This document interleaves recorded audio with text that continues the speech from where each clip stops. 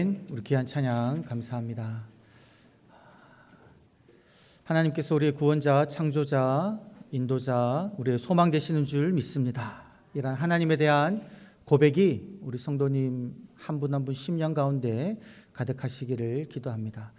여러분, 우리 사람은요, 우리 마음속에 어떤 생각이 들어오면 그 생각이 우리의 마음을 가득 채우게 되면 막지 않아도 자연스럽게 우리 마음속에 있는 생각이 말로 나가게 됩니다.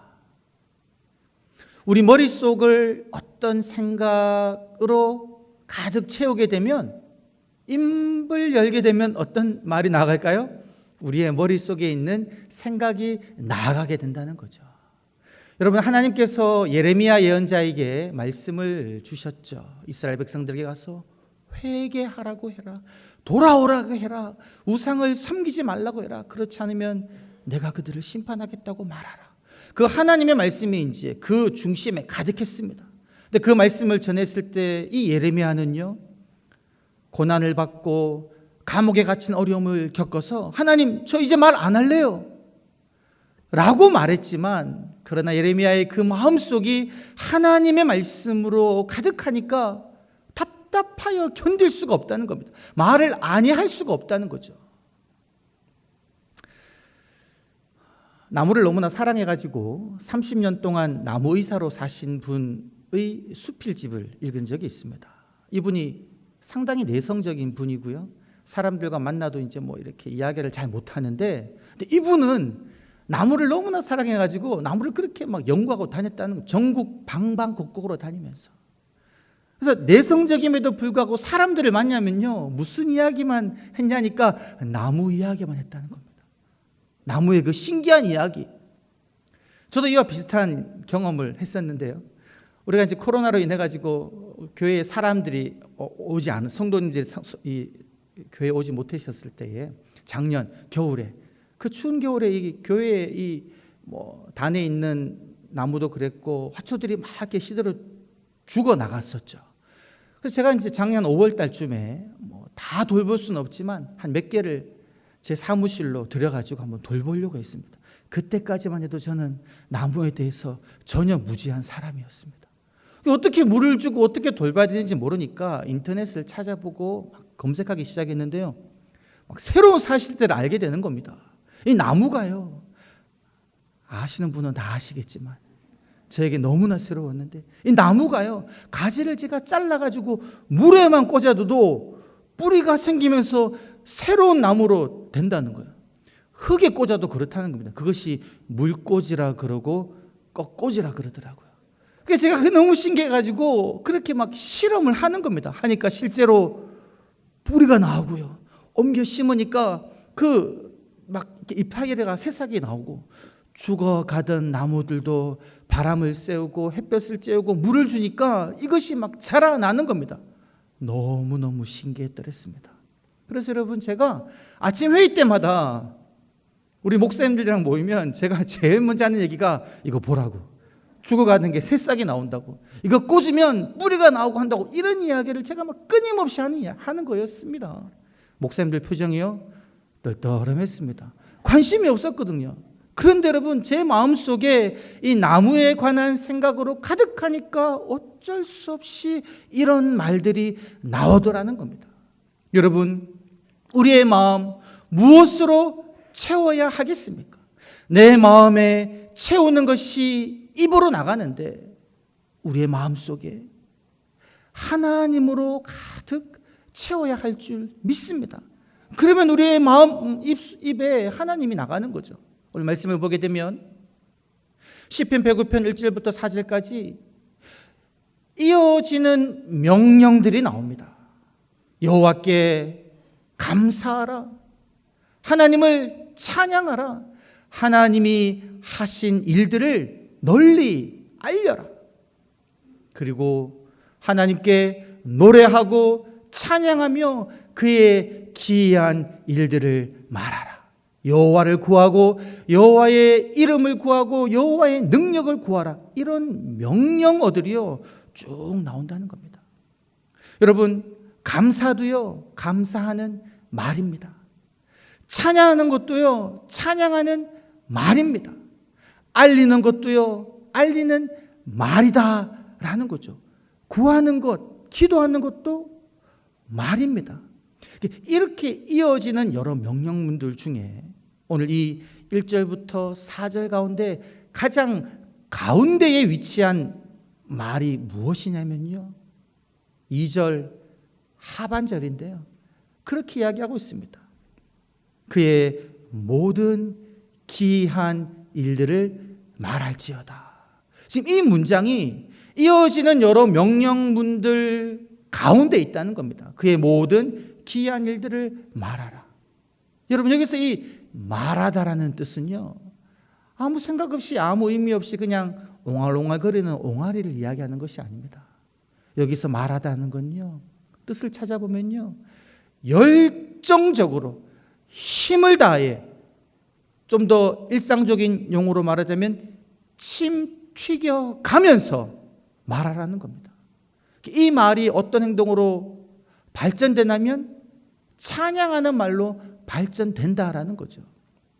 그런데 여러분, 우리가 침을 튀겨가며 열정적으로 말하는데 이 말하기 전에 이 단어의 원래적인 의미는 어떤 의미가 있냐면요, 곰곰이 생각하다입니다.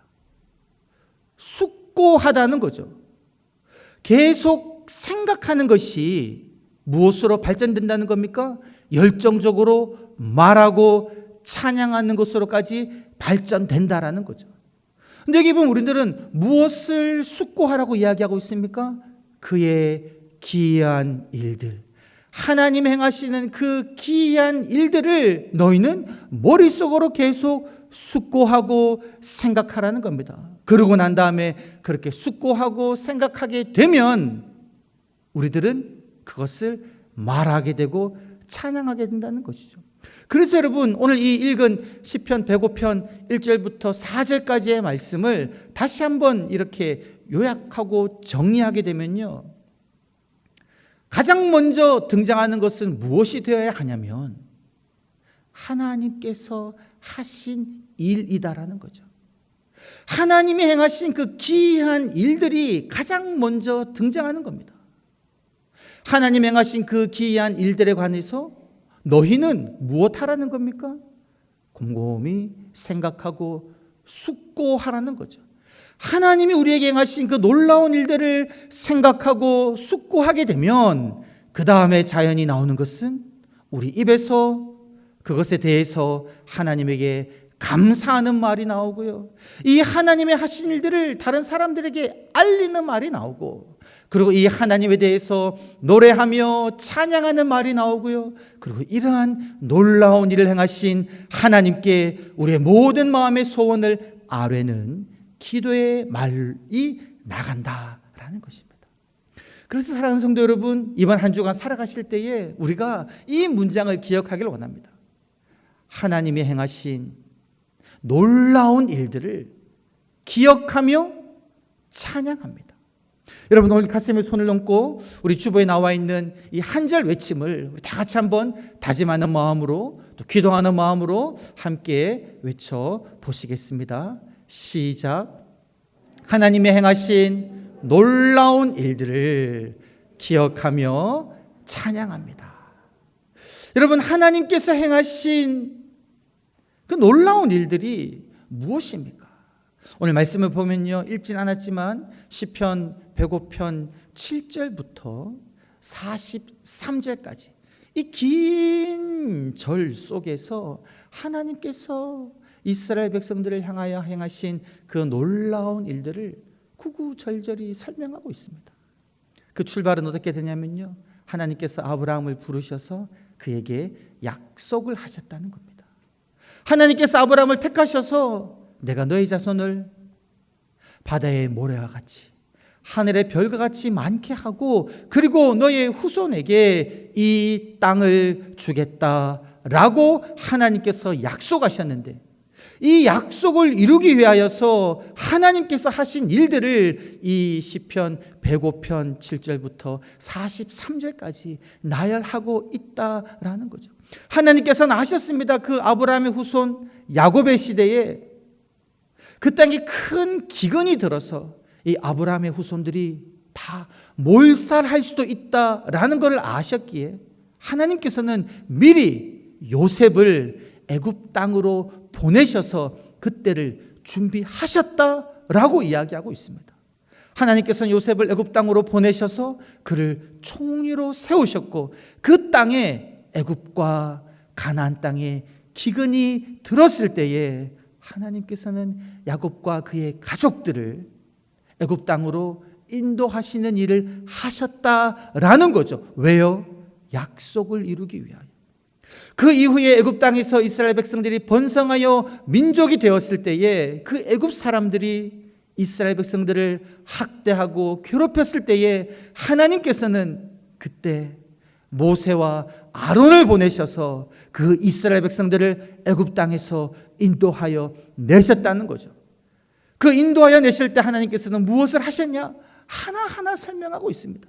10가지 재앙으로 애굽 땅을 치심으로 말미암아 그 굴복하지 아니하는, 복종하지 아니하는 바로 왕을 굴복시키시고 이스라엘 백성들을 애굽 땅에서 건지시고 난 다음에 광야에서 하나님께서 이스라엘 백성들을 불과 구름 기둥으로 인도하여 주시고 그들이 먹을 것이 없게 되었을 때에 광야에서 먹을 수 있는 만나와 메추라기를 주시고 목이 마를 때 하나님께서는 반석에서 물을 내어 주셨다라는 겁니다. 그리고 마침내 이스라엘 백성들을 이 가나안 땅으로 인도하여 들이셔서 그 땅을 이스라엘 백성들에게 주셨다라는 겁니다. 이렇게 하나님께서는 이스라엘의 조상 아브라함에게 하신 그 약속을 이룬 분이심을 이야기하고요, 이스라엘 백성들에게 그렇게 이야기합니다. 아브라함의 자손들아, 이스라엘 백성들아, 하나님께서 너희들에게 행하신 이 놀라운 이적과 기적과 하나님의 그 판단과 하나님의 말씀을 너희는 기억하라 라고 말씀하시고 난 다음에 오늘 이 읽은 1절부터 4절에서 하나님께서 행하신 그 기이하고 놀라운 일들을 너희는 감사하고 찬양하고 노래하며 기뻐하라고 하나님께서는 말씀하고 계시다라는 거죠. 여러분, 이것이 이스라엘 백성들이 언제나 기억해야 할 하나님께서 행하신 놀라운 일들이다라는 겁니다. 여러분, 우리나라에도 우리가 국경일이 있지 않습니까? 3.1절, 8.15 광복절, 그리고 그 6.25 이 여러 가지 사건들, 날들을 기념일로 정하고 공휴일로 정하고 지킵니다. 왜 그것을 공휴일로 정하고 기념일로 정해서 지킵니까? 그날을 기억하기 위함이죠. 그때 우리나라가 겪었던 어려움들, 그리고 그때 이 나라를 위하여 목숨까지 내어 바쳤던 순국 선현들의 그 희생을 기억하고자 우리들은 이러한 날들을 기념일로 정하고 지키고 있다는 겁니다. 동일하게 여러분, 이스라엘 백성들은요, 하나님께서 그들에게 행하신 그들의 역사 속에서 행하셨던 이 놀라운 일들을 날마다 기억하며 자녀들에게 가르치고 말했다라는 거죠. 그런데 여기서 우리들은 질문할 수가 있습니다. 하나님께서 이스라엘 백성들에게는 이렇게 놀라운 일들을 행하셨는데 우리에게는 어떠한 일을 행하셨냐는 겁니다. 우리는 이스라엘 백성도 아니지 않습니까? 어떻게 보면 그들이 경험한 역사인데 그것이 나와 무슨 상관이 있냐는 겁니다. 그래서 저는 지난주에 이 말씀을 준비하면서 계속 하나님께 그런 질문을 드리고 계속 묵상했었습니다. 하나님, 나에게 행하신 하나님의 놀랍고 기이한 일들은 무엇입니까? 내가 감사하고 찬양하고 널리 알려야 하는 저에게 행하신 하나님의 그 놀라운 일은 무엇이냐는 것이죠. 우리 성도님들도 한번 생각해 보시기 바랍니다. 하나님께서 여러분 개개인에게 행하신 감사의 제목, 찬양의 제목, 널리 알려야 하는 그 기이하고 놀라운 일은 무엇이냐는 겁니다. 여러분 생각하면 생각해 볼수록요, 아마 각자 여러분의 삶 속에서 하나님께서 행하신 여러분만의 특별한 경험이 있으실 것입니다. 내가 아플 때, 내 마음이 괴로울 때, 내 자녀의 길이 막혔을 때, 내 삶 속에서 여러 가지 어려움이 있었을 때, 그 어려움 속에서 하나님이 나를 어떻게 치유하시고 고치시고 회복시키시고 인도하셨는지에 대한 그러한 경험들이 있으실 것입니다. 그런데 여러분, 그러한 경험들도 너무나 중요하지만 그 경험을 넘어서서 우리가 꼭 기억하고 잊지 말아야 하는 그 경험은 바로 무엇이냐면요, 죄인된 우리들을 구원하여 주신 하나님의 구원의 은혜이다라는 겁니다. 여러분이 강단에서는 하나님께서 죄인된 우리를 구원해 주신 이 하나님의 구원의 은혜가 날마다 선포되어야 하는데요, 근데 이 선포되는 내용을 우리가 들을 때마다 때로는 그런 생각이 들 때가 있습니다. 또 저 얘기, 또 예수님이 나를 위하여 십자가를 지고 죽었다는 이야기, 이런 생각이 들 때가 있다는 거죠. 이 구원의 복음의 사실이 내 가슴에 감동을 주지 않고 그냥 밋밋한 소리로 들리기 시작할 때가 생긴다라는 겁니다. 근데 여러분, 만약에 그러하다면 우리들은요, 우리들의 중심 가운데 정말 내가 나를 구원해 주신 하나님께 감사하고 하나님의 그 은혜에 내가 정말 기뻐하는지를 돌아보아야 한다는 겁니다. 저도 동일한 생각이 있어서 고민할 때도 있는데요, 근데 구원의 은혜를 제가 정말 깊이 깨닫고 다시 한번 생각하게 된 계기가 이번 주에 있었습니다. 어떤 책을 통해서였는데요, 여러분들도 들어보셨을 것 같습니다. 재미교포 작가인 이민진 작가가 쓴 파친코라는 책입니다. 이 파친코라는 책은 일제강점기부터 해서 일본 근현대까지 이르는 시기 동안 제1교포 가정이 4대에 걸쳐서 경험한 그 이야기를 쓴 소설책입니다. 최근에 그것이 드라마화 돼가지고 또 전 세계에 많은 반향을 일으켰습니다. 근데 이 책의 내용의 주인공이 선자라는 여인인데요, 이 선자라는 이 여인이 16살 때 겪었던 그 일에 관한 이야기입니다. 그 시기가 한 1930년도인데요. 이 선자라는 이 아이는 과부인 어머니가 운영하는 하숙집에서 그 하숙집을 돌보면서 살고 있었습니다. 부산 영도에서.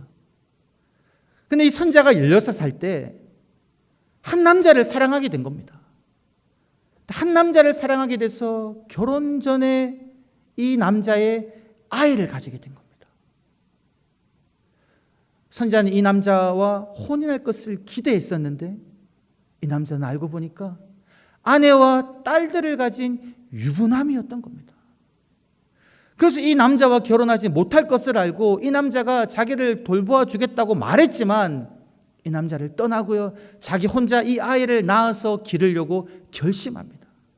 그리고 그 이야기를 그 엄마에게 이야기하는데요, 그 엄마가 이 일을 어떻게든 해결해 보려고 하지만 해결할 방도가 없는 겁니다. 그 당시 1930년 시대에 이 미혼모의 삶, 이 아이를 낳아 기르면 주위의 손가락질과 멸시와 조롱을 어떻게 견딜지 감당이 되지 않은 겁니다. 이렇게 이제 고민하고 있는데 이때 이 하숙집에 누가 찾아왔냐면 평양에서 내려온 백이삭이라는 목사님이 찾아온 겁니다. 이 백이삭이라는 목사님이 평양에서 잠시 부산에 들려서 머물다가 오사카에 있는 한인교회로 가려고 준비하고 있는데 머무는 동안 이 선자의 어머니로부터 이 선자의 이야기를 들은 겁니다. 아이를 배워서 어찌할 바를 모르겠다고. 근데 그때 그 말을 듣기 그 전날에 이 백이삭 목사님이요, 호세아서를 공부하기 시작했다는 거예요. 여러분 호세아서 내용 알지 않습니까? 호세아서는 하나님께서 호세아 예언자에게 너는 가서 음란한 여인 고멜을 아내로 취하라. 왜 아내로 취하라 그러냐면 이 음란한 여인 고멜을 너가 아내로 취하고 살아가는 모습을 이스라엘 백성들에게 보임으로써 하나님을 끊임없이 떠나 우상을 섬기는 이스라엘 백성들을 여전히 사랑하는 하나님의 사랑을 보여주라라고 호세아 선지자에 그렇게 말하는 내용인데, 그거를 공부하고 묵상하고 난 다음에 이 이야기를 듣고는요, 이 백이상 목사님이 어떤 결정을 내리냐면 하나님의 뜻으로 받아들이고 이 남의 남자의 아이를 뵌 이 선자를 자기 아내로 맞이하고 이 아이를 자기가 기르기로 결심하는 겁니다. 제가 이 이야기를 듣고요, 깜짝 놀랐습니다. 어떻게 이런 결정을 할 수 있을까? 그래서 백이상 목사님이 이렇게 결정을 하고 그 부산에 살고 있는 그의 영적인 멘토인 아버지 뻘 되는 목사님이 가서 상담을 하는데요, 이 목사님도 이것을 처음에는 그냥 그대로 받아들이기가 어려웠다는 겁니다. 이 백이상 목사님이 너무 이상주의자가 아닌가 그렇게 생각을 했다는 거죠.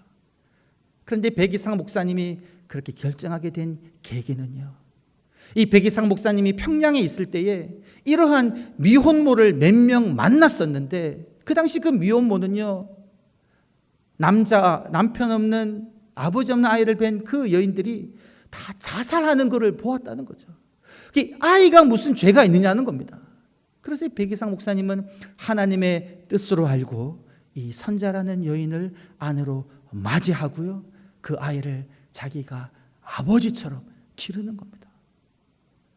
그래서 이 이야기를 읽으면서 어떤 마음의 감동이 있었냐면요, 하나님께서 나를 구원하신 것이 바로 이 오갈 데 없고 사람에게 지탄받아 마땅한 이 여인을 아내로 맞이하는 백이삭 목사님과도 같다라는 것을 깨닫게 된 거죠.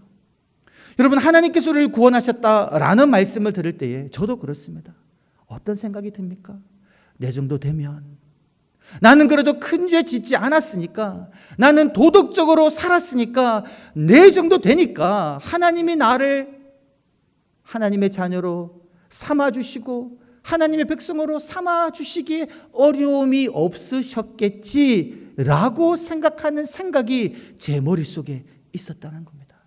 저는 여러분, 한 번도 이 책을 읽기 전까지는요, 제가 이 선자처럼 사람의 지탄을 받아 마땅한, 결혼하기 전에 남자와 관계를 가져 아이를 뵌 이 여인과 같다는 생각을 한 번도 하지 않았다라는 거죠.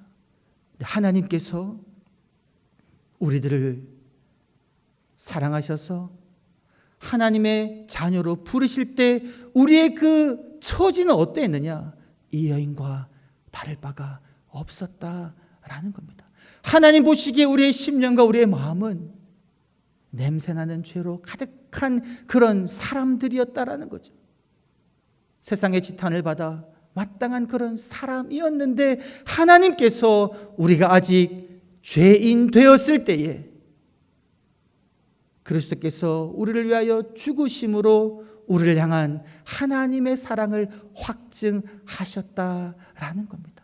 예수님께서 왜 십자가에 못 박혀 죽으셨냐면, 이와 같은 끔찍한 죄를 저지른 나의 죄를 용서하시고 나를 하나님의 아들과 딸로 삼으시기 위하여 예수 그리스도께서 십자가에 못 박혀 죽으셨다라는 겁니다.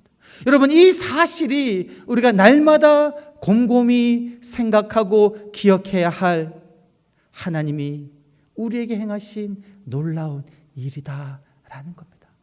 하나님께서는 그 이스라엘 백성들을 애굽 땅에서 인도하여 내시고 끊임없이 불평하고 원망하는 그들을 참으시고 약속의 땅으로 보내주셨던 것처럼, 그리고 백이삭 목사님이 남의 아이를 뵌 이 여인을 자기 아내로 삼고 그 아이를 자기 자식으로 길렀던 것처럼, 하나님께서는요, 죄인된 우리들을 위하여 그의 사랑하는 독생자 예수 그리스도를 보내주시고 우리들을 흑암의 나라에서 그의 사랑하는 아들의 나라로 옮기셨다라는 겁니다.